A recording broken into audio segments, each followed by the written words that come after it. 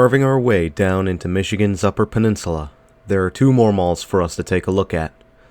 Let's start off with the Midtown Mall in Iron Mountain, a strange strip mall with this enclosed front-facing corridor.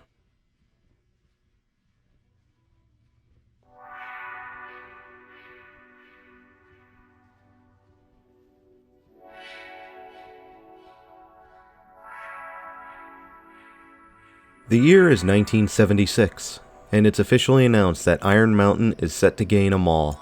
The Midtown Mall, which was spearheaded by Kraus Anderson, would be complete with a mixture of wood and brick design, as well as providing fully climate-controlled space for shopper comfort. Given this is in the Upper Peninsula, that would be very important come wintertime. Midtown Mall would formally open around 1976 and would come to feature Jo-Ann Fabrics, a Red Owl grocery store, and a small family-run drugstore known simply as The Drugstore. Very creative.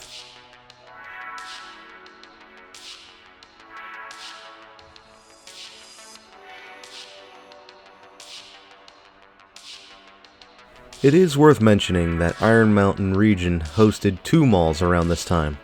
Down the road in Kingsford was the Birchwood Mall, a slightly larger but still tiny mall. Although these two were competing, both seemed to be coexisting with stores that complemented one another. However, both were also facing uphill battles as apparent lulls in shopper traffic was endangering both malls. Between the rural placement and economic situation of the Iron Mountain area, it seemed like a bad idea to build just one mall, let alone two. It also didn't help that most of the larger downtown stores remained downtown in Iron Mountain and Kingsford respectively.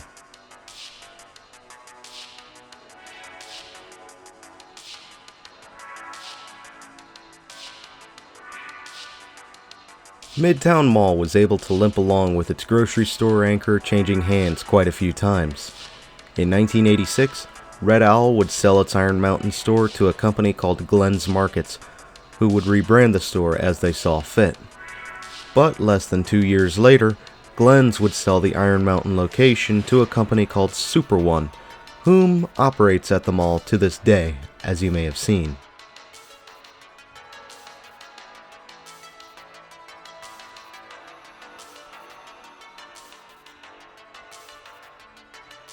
While Birchwood Mall was suffering and would eventually be demalled for a storage unit, which is a tangent for another time, Midtown Mall was still holding its own and remains in operation today, retaining the drugstore, Super One, and being home to a fitness center, a Glick's discount store, and an AT&T store. Additionally, the mall remains under ownership by Kraus Anderson of Minnesota, whom has operated the mall since day one. They even have a history page on the mall's website outlining their open day. It seems that Midtown Mall is here to stay. For now, at least.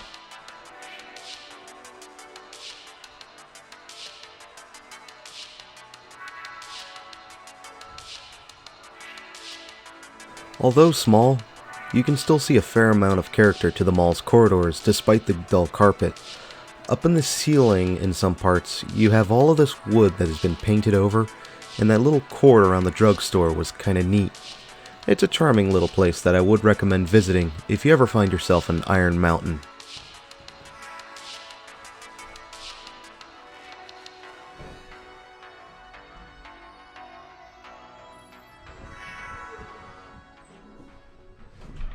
Thanks for having me, Iron Mountain. But wait, there's more. We have one more mall about 25 minutes east to take a look at. It's over in Escanaba, so buckle up.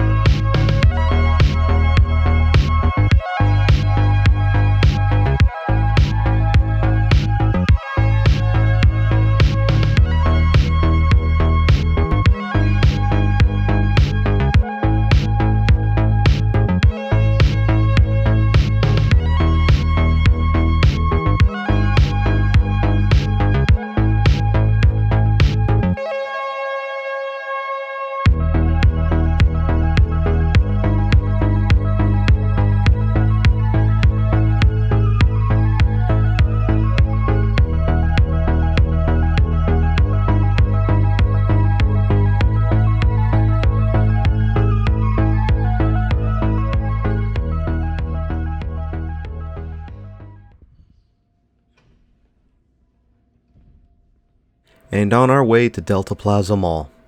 Apologies for not including a once around for this mall, as the parking lot was just very janky of a mess. And the mall itself is a bit quirky in its layout. Let's get a look, but we better move quickly. We're not supposed to be here.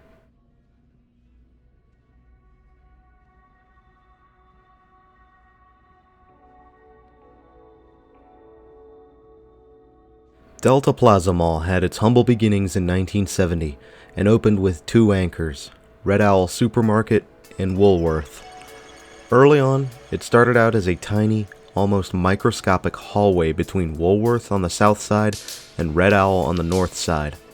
But it did gain popularity relatively quickly, attracting the attention of Shopko, whom wanted to build on the west end and connect the mall with a new wing.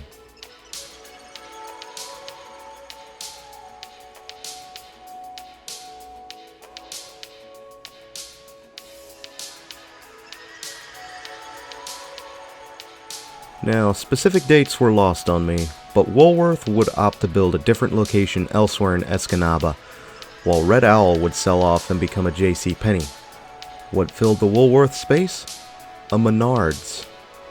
Yeah, it's rare to see a big box hardware and construction store become a mall anchor. Additionally, an expansion in the 80s would have brought in a much larger Shopko, more mall space, and the mall's food court, which is quite charming, I will add. You never see these model train sets at malls anymore.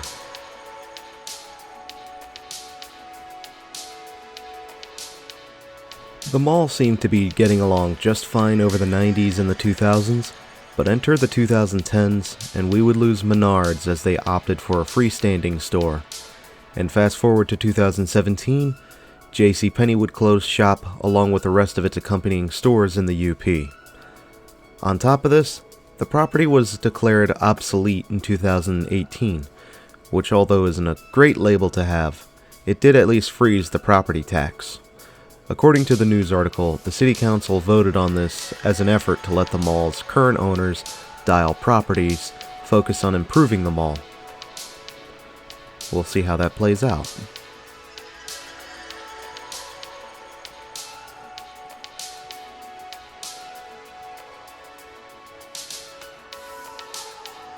The third and final anchor, Shopko, would finally close in 2019 as the company went into liquidation, leaving the mall anchorless.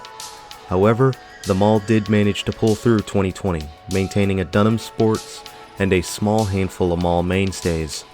As of September 2021, I even saw the mall's front anchors getting filled in, with Hobby Lobby taking over the old Menards, while Harbor Freight and Marshalls split the old JCPenney space. But a concerning observation shows that none of these tenants open into the mall interior, and Shopko still remains unfilled.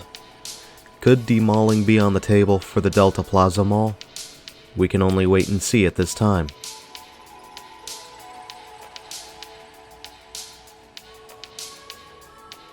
This mall is a little more mixed on its presentation.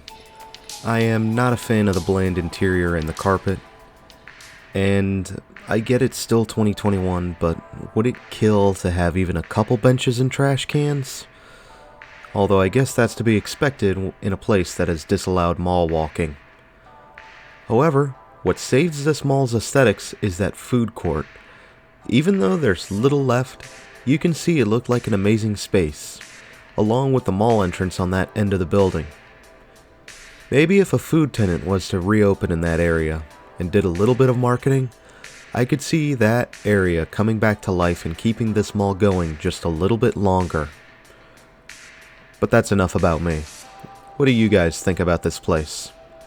Is there any salvaging the interior, or do you think it's time for it to go?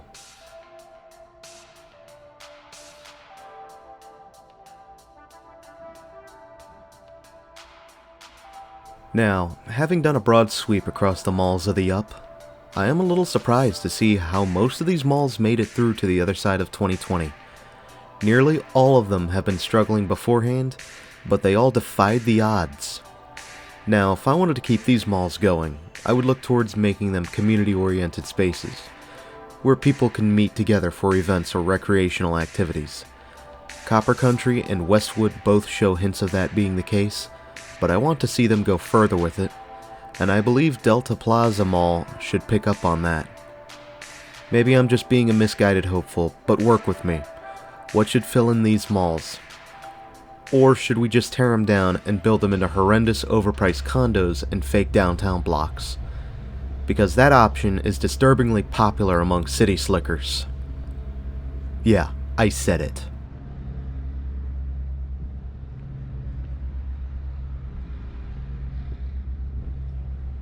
Thanks for having me, Escanaba and Iron Mountain.